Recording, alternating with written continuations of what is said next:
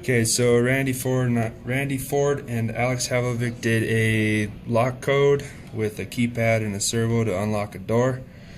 Initially, we programmed our code to be 7479, so 7479 pound is to check it. It sees it's correct, runs it, and then it'll return and relock the door.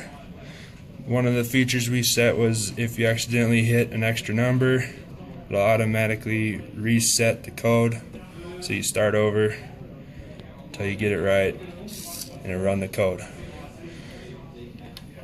Another feature we set was so you can program the code. So you have to enter in the first code, 7479, hit star, tells you it's ready for the new code, 4486, tells you it's set, and now the new code should be 4486.